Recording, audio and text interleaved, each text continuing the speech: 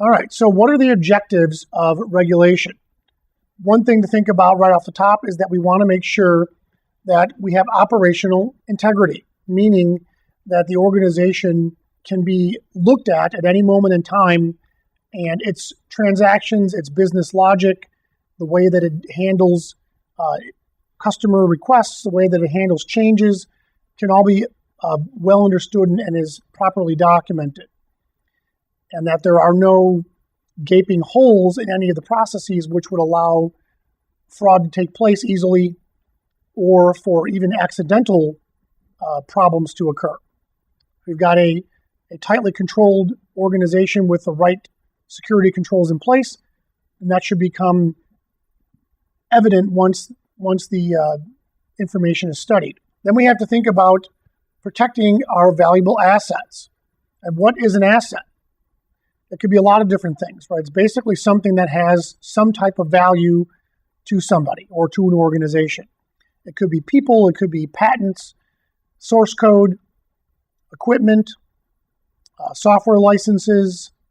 Lots of different things would apply to be classified as an asset. We have a little note here about people are not usually considered assets. When you think about human resources, people are kind of an asset in that perspective, but they're not an asset from the perspective where we can't just say that this employee is worth this much money to the organization. This one is worth that much money to the organization. So assets tend to be non-human, I guess, is a way to separate that out a little bit. When we think about assets, we also have to think about threats to those assets. Any kind of negative event that could cause a loss or damage might be categorized as a threat. And the variety of threats that an organization or an asset in particular can face is basically limitless. There's, no matter how well you think you've documented all the possible threats, there's always something that no one thought of before that still could be a problem. We'll talk a little bit about that and how we go about analyzing threats and what that means a little bit later in the course. Then we have to think about vulnerabilities. Vulnerability is another word for weakness. So if I've got an asset and there are threats to that asset, if the asset's vulnerable, then the threat might succeed. If it's an attack, for instance, an adversarial threat, then if the asset's vulnerable, then the adversary may take advantage of that fact. Examples might include things like default passwords on a information system, or using very low-grade encryption for your financial transactions, not having proper security controls in place for access to a data center. All these things might be considered vulnerabilities, which would allow threats, adversarial threats, and even non-adversarial threats. Things like weather events, for instance. Even non-adversarial threats could exploit vulnerabilities just because of their nature. If there's a large storm that hits, now you've lost power, you don't have a backup generator, that's a vulnerability, that's a weakness. Now your organization cannot continue operations until power gets restored.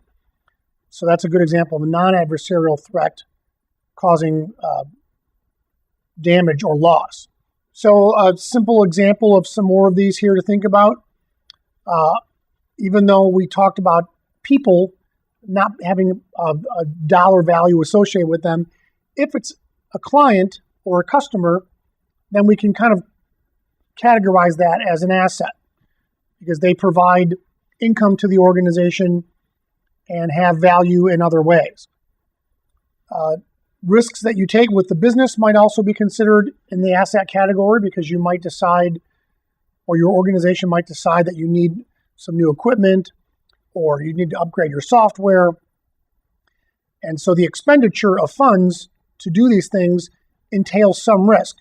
If you're spending $1 million to buy a bunch of security equipment, that might make your organization more secure, more resilient to hackers, but it also reduces the amount of money that you have available to spend on other things.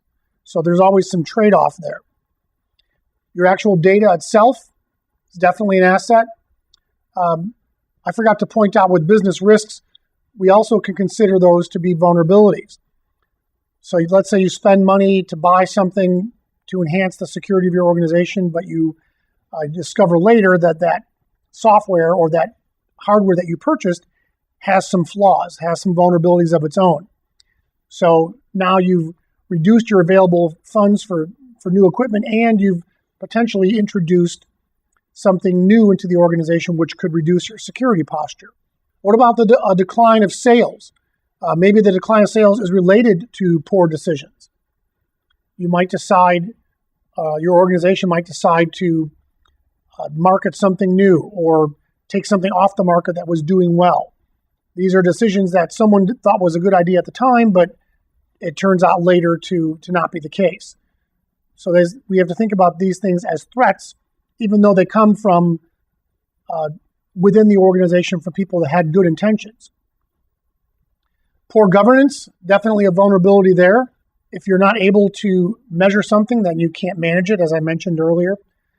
So not only being able to measure and manage, but being able to clearly state what the consequences are for misbehavior or a violation of your security policy, for instance. This could go in a lot of different directions.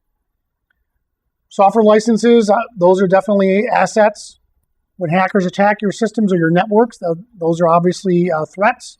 Lack of training, maybe we could even put an X here in the threat column for that. But it's definitely a vulnerability, especially as it relates to security awareness training, or maybe proper training on how to use a software tool or some other kind of security control.